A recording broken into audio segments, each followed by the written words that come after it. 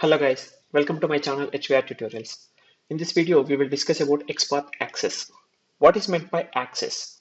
An axis is nothing but a relationship between your current element to the target element.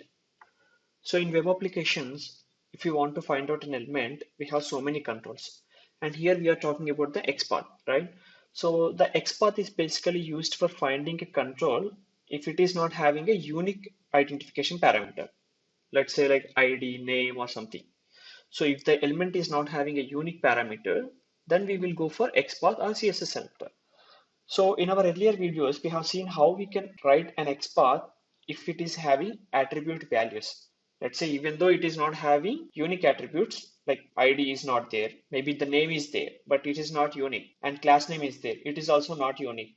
So we can mix those two things and we can write the XPath and make that element as unique. If it is not sufficient, we can use other attributes and mix with this one and we can write a unique XPath, right? So, but have you ever thought like, okay, if my element is not having any attribute at all, or if all of the attributes are duplicate, so how do I find out the element? So in this scenario, we are going to use axis. Okay. So first let me show you what it is. So here I'm using one website, that is HPR Tutorials. So here there is a menu control. Okay. In that, go to Selenium practice, then XPath practice. So this page we are going to use for practice. Okay. So here I have some controls. Okay, let's just inspect this email. So this is the input, this email text box, right? So if you see here, this is not having any attributes except this type attribute. You can see this type attribute is common for all the text boxes, right? So you cannot take this type attribute at all. So other than this, if it is having ID or name or class name, we can make it unique, but it is not having any attributes. So how we are going to identify this element? So before that, first think in a manual way how we are going to identify this element. Let's say I just close this one, developer tools. Okay. So now I am in this page. I want to enter the text into email text box. My instruction says enter hyrtutorials@gmail.com in email text box. So how do I enter it? Manually, I know this is the text box for email. How? Based on this label, I'm able to identify that this is the email text box. So I will enter into this one. So if I don't provide you this label, this email label, can you identify this text box? No, right? So an end user will not look into the HTML code. He will look in the UI and he will enter. So the same I wanted to replicate in my automation also. So how do I perform that? So here, as I said, like based on this label, I'm going to identify this one. That means, so this based on this reference, we are identifying this text box. Okay. So if you simply convert the same words, like this is your current element and this is your target element. So from current element, you are trying to locate target element. So the relationship between this current element and the target element is called axis. Okay, so we will see what are these access methods available and how we use them in writing an XPath. Okay, so now going back to the slide, how many types of access methods we have? We have many access methods, but I have categorized all of these access methods based on the relationship type. So those are 5 relationships.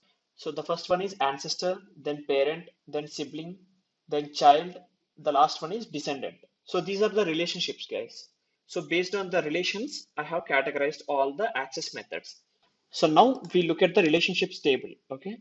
So here I have designed one relationships table, guys. Okay. So this I have designed based on the reference that I'm sitting here. Okay. So you can imagine while you are watching this video, you can imagine like you are sitting here. This is you. Okay. So here this is me. And from here, I'm going to talk about the relations. Okay. So in general, in our family, the relations are little different than the XPath or HTML relations here. Okay. So in our family, we have mother, father, sister, brother, aunt, uncle, nephew, right? So there are so many relations. But when it comes to this XPath or HTML relationships, you will not have those many relations here. Okay. So here we have limited number of relations. Those are ancestor, parent, sibling, child, and descendant. So what is mean by ancestor? So I'm sitting here, right? First, let us understand from here. Okay. So here I have one parent. This D is the parent. Okay, just like in our family relations, here also every element will have one parent. But in our family relationships, a parent means two members, mother and father, right? But here it will not be like that because we are dealing with elements, not the human beings. So here a parent means one single element. Okay. So for me, D is the parent. This D is having three children, E, me, and F. We three are children of D only. Okay. So that is the reason we share a relationship called sibling internally. Okay. For example, in your family, your father has three children. Other than you, he has two children. So those are your siblings only, right? So similar way here also. So these two will become my siblings. Okay. It's not like only for me, E is sibling. For E also, me is sibling. For E, F is sibling. And for F, E is sibling and me is sibling. So it's all like circle kind of thing, relations. Okay. So D is having three children. So that is the reason E and F became my siblings. Okay. So next, D is having one parent, right? This A. A is having another parent, that is P, right? So this P, A, and D, this all are above my level, right? So this all will become my ancestors. So here ancestor means parent plus grandparents basically. So this A and P are your grandparents, right? So A and P are grandparents and D is the parent. So that is why when I say ancestors for me, D, A, P will come. Okay. So here you can see I have two children, G and H. Okay. So as I said, like they both are my children. So that is the reason they share the relation as sibling. And G is again having children as I. H is having two children, J and K. So these I, J, K are my grandchildren. So when I say descendants, descendant means my children plus grandchildren. So all these people will become my grandchildren. So here we call that as descendants. So that is about relationships, guys. So this every relationship will offer some methods. So those are this one. So in ancestor, we have two methods, ancestor, ancestor-or-self. Ancestor means it will call only the parent and grandparents. And ancestor or self means the current element also. It includes you also. Okay. In my previous diagram here, if you use ancestor, it will return only D, A, P. If you use ancestor or self, it will return me, D, A, P. Okay. Then four elements in that case. So the similar way for descendant also we have descendant, descendant or self. Descendant means child plus grandchild. Descendant or self means me, child, grandchild. So the next is sibling. Sibling has two methods, preceding sibling, following sibling. So just like in our family, if there are three children for your father, one will be elder one, other one will be younger, and other one will be again younger, right? So three levels. The first one who is born, he is the elder one. So the similar way, in our HTML also, the elements will be arranged in order, right? So the first element will be like most preceding one. After that, next one. After that, next one. So for example, if you're seeing here, E is placed before me. So this E is a preceding sibling for me, okay? And F is placed after me. So this will become my following sibling. For E, me and F are following siblings. For F, me and E are preceding siblings. Okay. If it is before, then it is a preceding sibling. If it is after, it will be a following sibling. Okay. So in the parent, we have a one method that is direct to parent only, and child also only one method. Okay. So now we look at the examples, how we can use them. Okay. So now let me just inspect this email element only. Okay. This email input text box. So I'll just zoom in this one. Okay. So I'll inspect this email. So as I said, we don't have any attribute for this email, but we still wanted to identify this one. If you see this email and this label, this BR, everything, they are in the same level. That means they all are sharing the same parent. That parent is this div. Okay. So that makes this element and this element as siblings. So from the email point of view, this input is the following sibling, right? Because after email, this input is there. So it is a following sibling. So now let me write the XPath double slash. So here I'm going to use the label text, right? Label, and I will use the text method here. The text is email. Okay. So now you can see one of one, we got the email label. So from this one, we are going to target this input text box. So for writing any access method, okay, from your current element, give a single slash, then write your access method, then put two colons, okay. So first we are going to use the following sibling method, following hyphen sibling, two colons. So then our tag name we have to provide, okay. So this syntax is similar for all the access methods. So our tag name is input.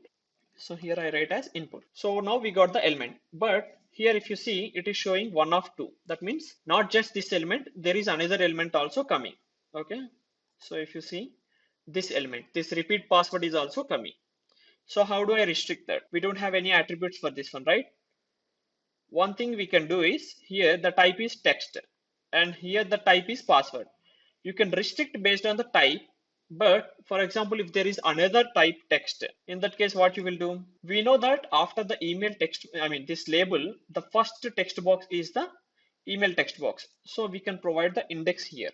So now you can see input of one. Now it is giving only one element. Now we got the email text box, right? So this is how you have to use the following sibling method. So I'll just copy paste here. Okay. So next we will try to find out parent. So for this input text box and for this label and for every of this one, the parent is this div, right? So how do we find out? Anyway, now we are at the text box at this level. So from here, I wanted to find out the parent, for example. So as I said, for every access method, we have to give a single slash, then the access method name, two colons, the tag name. The tag name for this parent is div, right? So now you can see it is identifying the parent, that is this div, right? So from here also you can just get the same div because this is also having the same parent. So this is the parent access method. Okay. So then we use children. Okay. So for example, if you see here, this div is having so many children like this H1 anchor tag and HR label input. So many children are there. So I wanted to identify all the labels inside this div. So let me just inspect this div first. So here I wanted to inspect all the labels or let's say all the input whose type is text. Okay. So first let me just take the class for this one. So this is having a class. So double slash div at the rate class equaled. So now we got the div, right? So it is identifying in a unique manner. So we need to fetch all the inputs inside this one, all the input children slash child colon. What is the tag name you want? Input. So we got all the input tags. Still, if you want to just filter, see here we are getting name and I mean first name, last name, then your email, then password. But I want only the text boxes. So this is like a password, right? So I don't want this password. I want only the type as text. So I'm going to use the attribute type. I will set type equal to text. So now you can see it is giving me three elements only. So all those are text boxes. See, all are having type as text. So this is how we can use children methods. So what we will do, we will just use the preceding. Okay. So the same way, like how we used the following sibling, the same way we are going to use the preceding sibling. Okay. So here, if you see, I have a checkbox. I wanted to check this checkbox based on the contact name. So this entire TR is having 1, 2, 3, 4, 5 cells. Okay. So in the first cell, inside the cell, we are having the checkbox. And in the second cell, we are having this contact name. So based on this contact name, I wanted to identify this one. So for this contact name, this TD is a preceding sibling only, right? So after finding this preceding sibling, we can use a child method and get this checkbox, right? So I'll just copy this one. This is a TD, right? So I will use the text method. Now you can see we got the TD. Now we use preceding sibling hyphen sibling. What is the tag name? Tag name is TD. See, we got the unique element because before this one, there is only one TD. If there are multiple TDs before this one, then you can use the index. Okay. Inside this, we have the child, right? Child input. See, we got the checkbox, right? So this is how we can use the preceding sibling. Following sibling and preceding sibling are similar except the position. Okay. So next we have covered siblings and parent and child. The next one is ancestors and descendants. We are pending, right? So I'll do one thing. Here, if you see this div, this parent div, this is having all this or as a child, and inside this we have another child, that is this div. All buttons are located inside one div. This div is a child of the main div, container div. So inside this we have some buttons. So this will become my grandchildren, right? So I wanted to find out these buttons. So let me write the XPath. So first I'll just find out this div. Okay, so this container div at class equal to container slash descendant, and we wanted to find out the buttons, right? The tag name is button. See, we got the buttons. This button is not directly children of the this div tag, this class container, this div tag, but still we are able to identify. Why? Because this button is a grandchildren of this main div, class container div. Okay, so we used a descendant access method to get this one. So this is how we use the descendant method. So the next one is ancestor. So what I will do, I'll just take this div. Okay. So this class buttons div. From here, I'm going to use ancestors method to get all the parent and grandparent divs. So let me just copy this class name slash slash div at class equal to buttons. See, we got the unique element, this one, right? So from here, I'm going to get all the divs. So first let me write the parent. See, the parent is this one, class container. So if I change this to ancestor, it is returning me 12 division tags. If you see, the last division tag is this class container only. We have seen that as a parent, right? As I said, descendants means parents plus grandparents. So you can see it is returning me parent also and the parent of this parents. See, this parent is the parent of this div, right? That means this is a grandparent. So for this, the parent is this one. For this one. For this, again, this one. So these all are grandparents. So it is returning me all the grandparents. So we have another method, that is ancestor or self. So how we use that ancestor or self, what it will do. See, here we are getting 12 div tags. If I use simply ancestor. Ancestor or self means it will include the current one also, current element also, right? So let's see. Ancestor or self. Now see, I have used ancestor or self and I got 13 div tags. Previously it is only 12, now 13. That means it is including the current element also. If you see the last one, div class equal to buttons. So that is the class from where we started actually. Okay. So current element plus parent plus grandparents. So all these elements will be returned when you use ancestor or self method. So let me just copy this.